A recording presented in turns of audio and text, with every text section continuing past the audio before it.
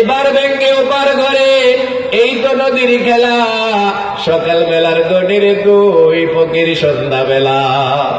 গাহগাদারা মুলকে বক্সি গাহে সারা চুগাদা, আজবরায়ে নিমনানে দরবদর হায় রাকুনি, কাদরা গুজরত দারি আর চেকাই আকুনি, মুর্দারা কো জানে বক্সি জিন্দারা বেজাকুনি। গাহগাদারা মুলকে বক্সি গাহে সারা চুগাদা, আজবরায়ে নিমনানে দরবদর হায় রাকুনি। আব্দুল কাদের জিলানী রহমতুল্লাহ আলাইহি, বড় পীর আব্দুল কাদের জিলানী কত সুন্দর বলছেন, ও খোদা গাহগাদারা মুলকে বক্সি গায়ে সারা চুগাদা, তুমি ইচ্ছা করলে রাস্তার ভিখারিকে তুমি রাষ্ট্র ক্ষমতা দিয়ে বাদশা বানিয়ে দিতে পারো, আর তোমার যদি ইচ্ছা হয় বাদশাকে ভিক্ষার ঝুলি দিয়ে তুমি রাস্তায় নামিয়ে দিতে পারো। এই জন্য সম্পদ আসার পরে যাদের আচরণ মার্জিত হয়ে যায়, উচ্চারণ শালীন হয়ে যায়, নম্র ভদ্র বিনয়ী হয়ে যায়, সম্পদের হক আদায় করে, ভিখারিকে ফকিরকে গরিবকে মিসকিনকে মসজিদে মাদ্রাসায় নিজের আত্মীয় স্বজনদের মধ্যে কারা গরিব খবর নিয়ে নিয়ে যারা সম্পদের হক আদায় করে, আল্লাহর রহমতে এদের সম্পদ দীর্ঘদিন স্থায়ী হয়, তারপরে তার উত্তরাধিকারীরা এটা ভোগ করতে পারে। আর অবৈধ পথে হারাম রোজগার করেছে অথবা বৈধ পথে সম্পদের পাহাড় করেছে, সম্পদের কোনো হক আদায় করে নাই, মসজিদ মাদ্রাসার জন্য টাকা চাইলে চেহারা কালা করে, সে বড় লোক পাজারো গাড়ি চালায়, তার বোন গ্রামে গ্রামে ভিক্ষা করে, সে অপচয়ের টাকাগুলি বাঁচায় যদি বোনকে দিত, অপচয়ের টাকাগুলি বাঁচায় যদি বোনকে দিত, তাহলে বোন স্বাবলম্বী হয়ে যেত, বোনকে ভিক্ষা করতে হইতো না।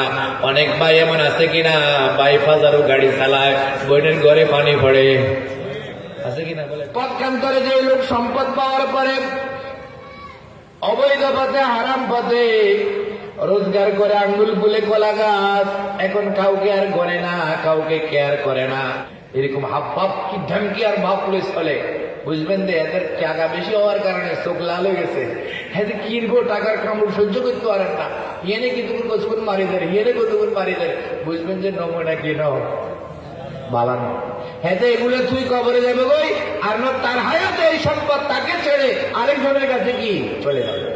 হাজার হাজার বুড়ি বুড়ির প্রমাণ দুনিয়াতে আছে কি নাই। হযরত সুলতান নদভী দামাত বরকাতুম অনেক বড় আরবি সাহিত্যিক, তিনি আরবি সাহিত্যের কিতাব আরবি সাহিত্যের মধ্যে একটা গল্প লিখছেন। সুলতান নদভী দামাত বরকাতুমুল আলিয়া মাদ্রাসায় ক্লাস 10 পড়ানো হয়, এই আরবি সাহিত্যটা, সেখানে একটা গল্প লিখছেন তিনি, কোরআন হাদিসের মতো অকাট্য নয়, উদ্দেশ্য হইল আরবি ভাষা শিখানো গল্পের মাধ্যমে, সত্য হইতে পারে মিথ্যাও হইতে পারে, তবে যিনি লিখছেন উনি অনেক মতামত আলাই শখসিয়ত, অনেক একজন নির্ভরযোগ্য ব্যক্তি, তিনি একটা গল্প লিখছেন।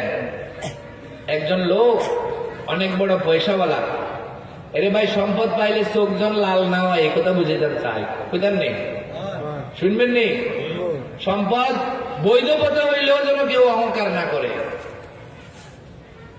সে দুপুর বেলা বিবিকে নিয়ে খাইতে বসছে, দস্তরখানে আস্তা ভুনা মুরগি পোলাও খাইতেছে, এই সময় একজন ফকির দরজা এসে ডাক দিল, মা আমি একজন অনাহারী, ক্ষুধায় আমার পেট জ্বলতেছে, আমারে কিছু খাবার দান করেন। একবার দুইবার তিনবার, বড় লোক রক্সটা বদমেজাজি, দস্তরখান থেকে উঠি দরজা খুলি বাইরে যাই, যতটুকু হাত উঠছে ভিক্ষুকের গালে একটা চর মারত। এটা দুপুরবেলা খাইতে বসি, এখানে টেনটেনাইতে আসা, এই সে খানা তো পাইল না, আবার গালের মধ্যে একটা চর, মনটা বড় ভারাক্রান্ত ব্যথিত, চোখের পানিতে বুক বাসায় চলে গেল। সুলতান নদভী দামাত বরকাতুমুল আলিয়া লেখেন, সেদিন থেকে ওই বড় লোকের মধ্যে আগুন লেগেছে, দশ শুরু হয়ে গেছে। আগে যেদিকে যাইতো সেদিকে শুধু লাভ আর লাভ, এখন যেদিকে যায় সেদিকে শুধু লস আর আইবার কালে আয় আয়, যাইবার কালে হায় হায়। আইবার কালে আয় আয়, যাইবার কালে কি হায় হায়। এখন যেদিকে যায় শুধু মাইকা। অল্প দিনে রাস্তার ভিখারি। বিবিকে তালাক দিছে, চালাইতে পারে না, এই বিবি অন্য জায়গাতে যায় বিয়ে বসছে। সংক্ষেপে বলতেছি, নতুন স্বামীর বাড়িতে এই মহিলাটা যাওয়ার পরে কিছুদিন পরে আরেকটা ঘটনা ঘটলো। কুদরতের কারিশমা, এই মহিলাটা একদিন দুপুর বেলায় তার নতুন স্বামীকে নিয়ে খাইতে বসছে। আল্লাহ পাকের হুকুম, সেদিনও দস্তরখানে খাওয়ার টেবিলে আস্তা ভুনা মুরগি আর ফলাও। ঠিক এই মুহূর্তে দরজায় একজন ভিখারি খাওয়া চাইল। ভিখারির আওয়াজ শুনতে দেরি, ওই মহিলার নতুন স্বামী দস্তরখানটা গুছাইতে দেরি নাই, খুব তাড়াহুড়ো করতেছে, মানে এই খাবারগুলি ভিখারিকে দেওয়ার জন্য। স্ত্রী বলতেছে, অনেক শখ করে আপনার জন্য রান্না করেছি, আমাদের পাতিলে আরো খাবার আছে, ভিখারিকে সেখান থেকে দিব, আপনি এগুলি খান। নতুন স্বামী বলে, না এগুলি দিব, এগুলি দিব। বলে, তাহলে আপনি বসেন, আমি দিয়ে আসি। মহিলা এই খাবারগুলি নিয়ে ভিখারির ফলের মধ্যে, ঝুলির মধ্যে খাবারগুলি দিবে। এই সময় তার চেহারার দিকে নজর পড়ার সাথে সাথে মহিলার চেহারাটা এইভাবে সরাই ফেলল। ভিখারি খাবার নিয়ে চলে গেল। এই মহিলা অন্য রুমে বসি ফুফাই ফুফাই কাঁদতেছে, চোখ লাল হয়ে গেছে, গাল মুখ ফুলাই ফেলছে কাঁদতে কাঁদতে। এদিকে নতুন স্বামী অপেক্ষায়, রে সে আসে না কেন? তালাশ করতে করতে যায়, দেখলো এক রুমে বসে বসে কাঁদতেছে। তখন বলতেছে, তোমার মন এত ছোট, ভিখারিকে খাবার দিলাম এই জন্য তুমি কান্না করতেছ? তুমি বললে পাতিলে আরো আছে, আমাদের তৌফিক আছে, আবার রান্না করব। ভিখারিকে খানা দেওয়ার কারণে তুমি কাঁদতেছ? বলে, না আমার স্বামী, ভিখারিকে খানা দেওয়ার কারণে আমি কান্দি না। বলতে, কেন কান্দ? বলে যে আমার স্বামী যে ভিক্ষুককে এখন খানা দিলাম, ওই ভিক্ষুকটা তো আর কেহ নয়, সে আমার আগের স্বামী, সে আমার আগের স্বামী। বলে যে তোমার স্বামী অনেক গল্প করেছ, শিল্পপতি ছিল, বড় লোক ছিল, এই সেই অনেক সময় বলছ, এখন তার এই পরিণতি কেন হইল? সে রাস্তায় ভিক্ষুক মানুষের দ্বারা দ্বারে খানা চায়। বলে যে আমার স্বামী আজকের মতো ঘটনা, আজকের মতো ঘটনা, আমি তাকে নিয়ে একদিন দুপুর বেলায় ভাবে খেতে বসছিলাম। আজকের মতো ভুনা মুরগি এবং পোলাও ছিল ব্যবস্থা। এই সময় একজন ভিক্ষুক দরজার মধ্যে ডাক দিয়েছে, খানা চেয়েছে। আমার ওই স্বামীটা বড় বদমেজাজি ছিল, সে দস্তরখান থেকে উঠে ওই ভিখারিকে একটা চর মেরেছিল। আমি তার স্ত্রী হিসাবে উপলব্ধি আছে, সেদিন থেকে তার বড় লোকিতে আগুন লাগছে, সেদিন থেকে তার অবস্থা দিন দিন খারাপ হতে লাগছে। এই কারণে সে এখন রাস্তার ভিখারি হয়ে গেছে। তখন নতুন স্বামী বলে, আমার স্ত্রী তুমি সাক্ষী থাকো, সত্য কথা গোপন করা যায় না। সেদিন তোমার স্বামী যে ভিক্ষুকের গালে চর মেরেছিল, ওই ভিক্ষুকটা তো আর কেউ নয়, সেটা ছিলাম আমি। এবার ব্যাংকে ওপার ঘরে, এই তো নদীর খেলা, সকাল বেলার দনির তুই ফকির সন্ধ্যা বেলা। গাহগাদারা মুলকে বক্সি গায়ে সারা চুগাদা, আজবরায়ে নিমনানে দরবদর হায় রাকুনি, কাদরা কুদরত দারি আর চেকাই আকুনি, মুর্দারা তো জানে বক্সি জিন্দারা বেজাকুনি।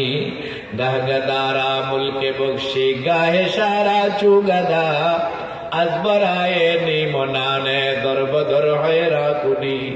আব্দুল কাদের জিলানী রহমতুল্লাহ আলাইহি, বড় পীর আব্দুল কাদের জিলানী কত সুন্দর বলছেন, ও খোদা গাগাদারা মুলকে বক্সি গায়ে সারা চুগাদা, তুমি ইচ্ছা করলে রাস্তার ভিখারিকে তুমি রাষ্ট্র ক্ষমতা দিয়ে বাদশা বানিয়ে দিতে পারো, আর তোমার যদি ইচ্ছা হয় বাদশাকে ভিক্ষার ঝুলি দিয়ে তুমি রাস্তায় নামিয়ে দিতে পারো।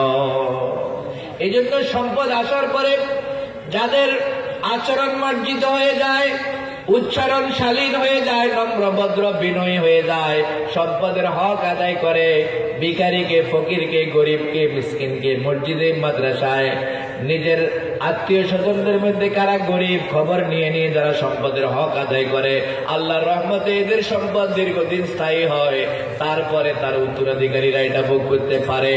আর অবৈধ পথে হারাম রোজগার করেছে অথবা বৈধ পথে সম্পদের পাহাড় করেছে, সম্পদের কোনো হক আদায় করে নাই, মসজিদ মাদ্রাসার জন্য টাকা চাইলে চেহারা কালা করে, সে বড় লোক 5,000 গাড়ি চালায়, তার বোন গ্রামে গ্রামে ভিক্ষা করে। সে অপচয়ের টাকাগুলি বাঁচায় যদি বোনকে দিত, অপচয়ের টাকাগুলি বাঁচায় যদি বোনকে দিত, তাহলে বোন স্বাবলম্বী হয়ে যেত, বোনকে ভিক্ষা করতে হইতো না। অনেক ভাই এমন আছে কিনা, ভাই 5,000 গাড়ি চালায়, বোনের ঘরে পানি পড়ে, আছে কিনা বলেন? সে বন্ধু বান্ধবের আড্ডায়, হারাম অনুষ্ঠানে যে সমস্ত অভাবে পয়সাগুলি খরচ করে, শুধু অপচয়ের টাকাগুলি একটু সেভ করলে তার বোনের একটা ঘর করে দেওয়া সহজ, কিন্তু তার দিলের মধ্যে বোনের দরদ নাই। এই জন্য আমার ভাইয়েরা, সম্পদের হক আদায় করলে আল্লাহ খুশি হয়, সম্পদ আরো বেড়ে যায়। আর সম্পদের হক যদি কেউ আদায় না করে, এই সম্পদ তার কাছে স্থায়ী হবে না। হয়তো সম্পদ ছেড়ে ভোগ করতে পারবে না, কবরে চলে যাবে, আর না হয় সে দুনিয়াতে থাকবে, সম্পদ আরেকজনের কাছে চলে যাবে। এপারে ভেঙ্গে ওপার করে, এই তো নদীর খেলা, সকাল বেলার গণির তুই ফকির সন্ধ্যা বেলা।